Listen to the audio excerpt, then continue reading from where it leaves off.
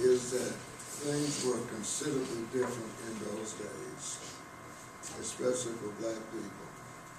And when I look at what's going on in Yemen and in Libya and Iraq, what went on in Iraq under Saddam, although the persecution of people there are basically based on religion and tribal affiliation, there was a similar persecution here in the United States based on race.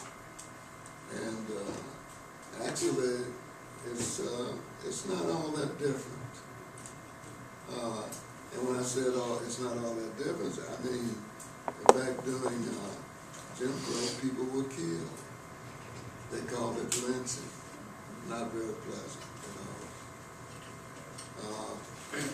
So that's my discussion of the past. Now, it's a new day.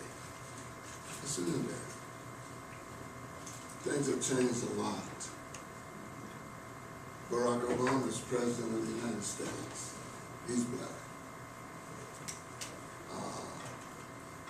Nikki Haley is governor of the state of South Carolina. She's of Indian heritage and a female. Steve Benjamin is mayor of the city of Columbia. He's black. Dan Johnson is solicitor for Richland and Kershaw counties.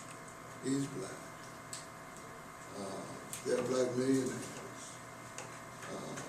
Oprah Winfrey, one, I guess most of you know Oprah. No Oprah anyway. So things have changed an awful lot. It's a new day. It's a brighter day. You're sitting together here in a classroom. That's progress. But things are not perfect. There are still hate groups in the United States, a lot of them. There are still people who do silly things in the name of patriotism, including this man that burned a copy of the Quran the other day. And if you're following the news, you know that as a result of that, people are being killed in Afghanistan and in other places. They burned the effigy of Obama and beat the flames as it was burning the other day in reaction to this person who, in the name of religion and patriotism, thought that he should burn a copy of the Quran. Now, that's bad enough, but even worse, there are people who follow folks like that, who think that they're right and follow them. One of my challenges to you is going to be not to do that. But people follow them. We still have wars. We still have natural disasters. With all of the positive things that have happened over the last century or so, there are a lot of negative things. Now this brings me to the last part of my little talk with you, and that is that you, the youth of America, are its future. And being the future of America, and I say this, I've already told you that I'm 80 years old, so I'm not going to be around too awfully long. But I hope to leave this world with the realization that the youth of America are going to meet their responsibilities. And I think that there are three challenges that you're going to have to face and accept in order to meet those responsibilities effectively. One of the things you're going to have to do is to search for the truth and just not believe something just because somebody says it. Rush Limbaugh and Glenn Beck are not always right. Neither is John Boehner or Harry Reid. Neither is Jim Solomon. So what you should do And what I challenge you to do is before you make up your mind to follow somebody, or to vote for somebody, or to form an opinion, search for the truth. Find out for yourself. Do the research.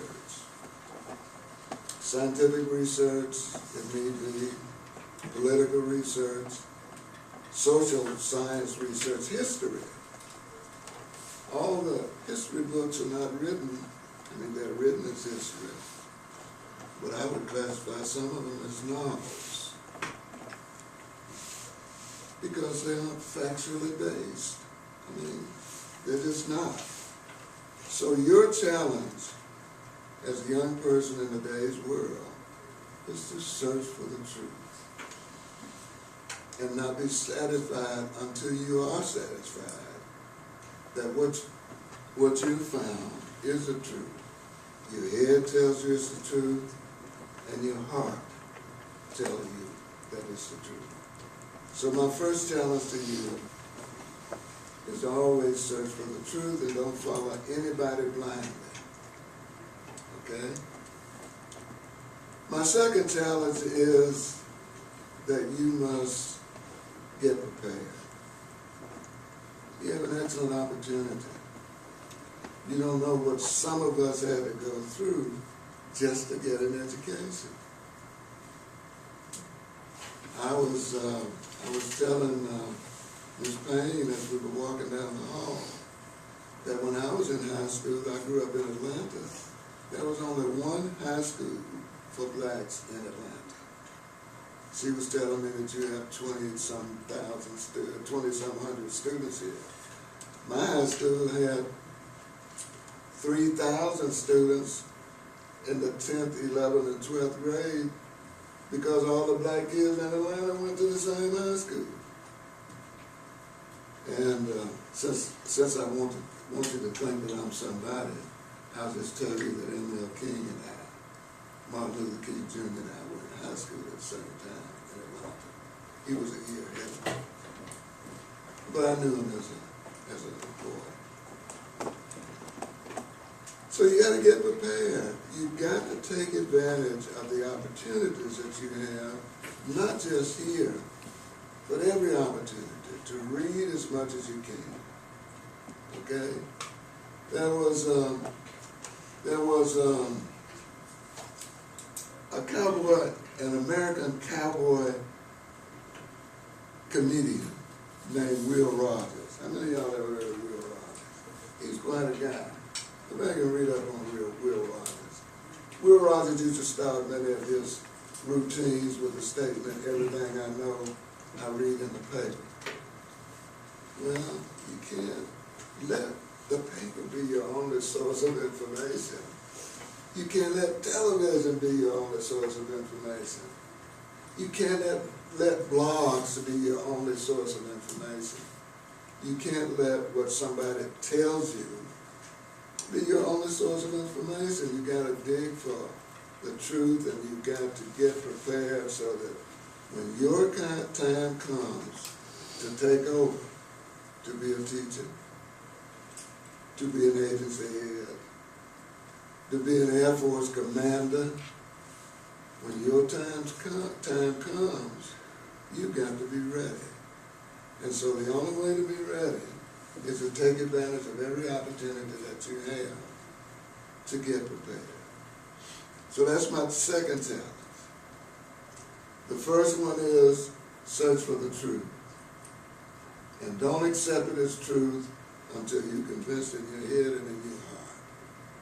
Second challenge, get prepared. Take advantage of every opportunity to become prepared. And the third challenge is just as important as the other two. And that is learn to respect every individual simply because they're human beings. Doesn't matter whether they're rich or poor, black or white, Chinese, Japanese, whatever. It doesn't matter. If they're human beings, they deserve to be respected.